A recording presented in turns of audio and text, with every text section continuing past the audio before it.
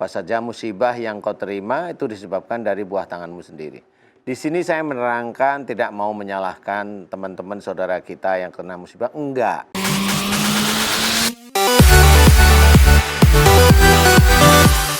Bismillahirrahmanirrahim. Assalamualaikum warahmatullahi wabarakatuh. Waalaikumsalam. Pemirsa Siraman Kolbu dimanapun berada, ibu-ibu, bapak-bapak semuanya yang menyaksikan acara ini, gimana kabarnya? Sehat semuanya ya, mudah-mudahan senantiasa dimudahkan segala urusannya oleh Allah Subhanahu Wa Taala, baik di dunia ini maupun di akhirat kelak.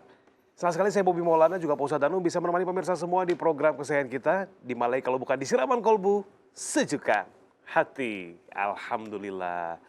Pak Ustadz, alhamdulillah dari Siraman Kolbu, kita semua, khususnya saya pribadi, belajar bagaimana cara memperbaiki akhlak, ya Pak Ustadz ya.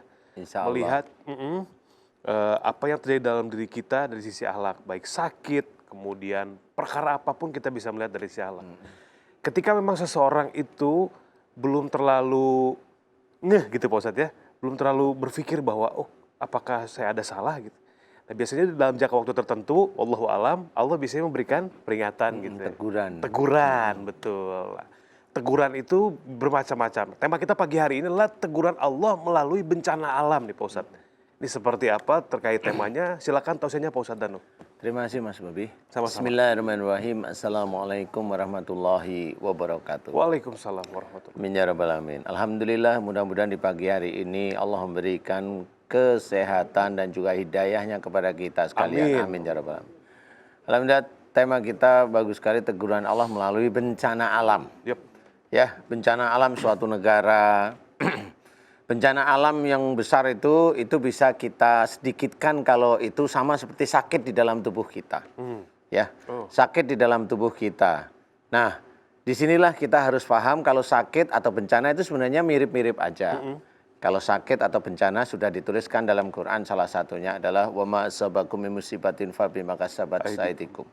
Apa saja musibah yang kau terima itu disebabkan dari buah tanganmu sendiri. Di sini saya menerangkan tidak mau menyalahkan teman-teman saudara kita yang kena musibah, enggak. Ayo kita kembali pada Allah. Kan gitu ya. Ayo kita kembali pada Allah Ta'ala, koreksi, muhasabah, evaluasi.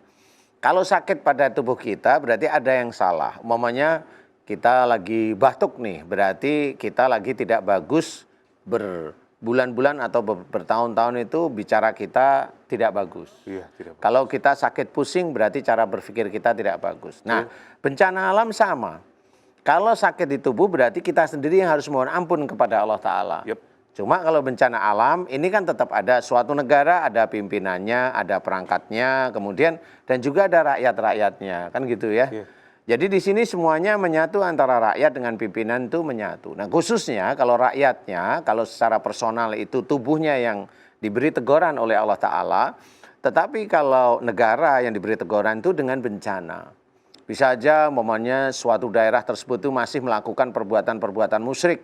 Umpamanya melakukan perdukunan itu kuat, di daerah itu kuat, ya itu dikasih bencana sama Allah, normal-normal aja itu ditegur sama Allah Ta'ala.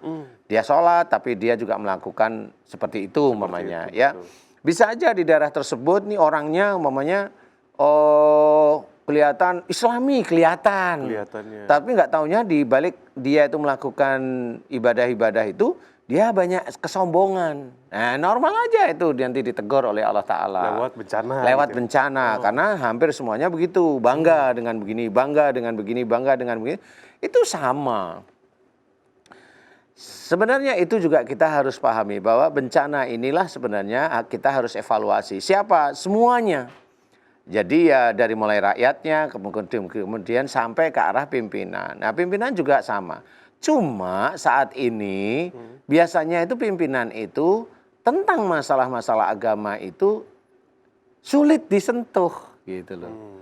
Jadi pimpinan itu sulit disentuh dengan agama itu sulit karena rata-rata biasanya dia pakai otak, pakai rasionya. Jadi sulit disentuh dengan agama itu sulit sekali. Taunya pimpinan itu agama itu sholat, udah.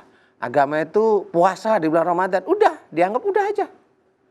Tapi persoalan yang lain belum tentu, masalah akhlak ya belum tentu, masalah dinasihatin belum tentu, semuanya banyak ya. Nah, kalau ini memang harus kita serahkan kepada pimpinan ya. Jadi yang memimpin negara masing-masing itu gimana orangnya. Jangan lupa, jangan berpikir bahwa itu ada negara yang momennya non-muslim tapi dia nggak kena bencana. Jangan cerita masalah itu hanya Allah Ta'ala. Kita cerita tentang kita. Wong besok itu kita juga mau, kita momennya masuk surga besok. Nggak akan mungkin kok ngajak yang lain-lain yang di neraka. Itu kok di neraka yuk dimasukkan ke surga kan nggak. Nggak akan ngomong besok. Allah punya tujuan. Allah punya masing-masing. tujuan, punya ini masing-masing. Jadi ayo kita berusaha, dan bagi yang terkena bencana ya saya ikut prihatin. Intinya ayolah kita kembali kepada Allah.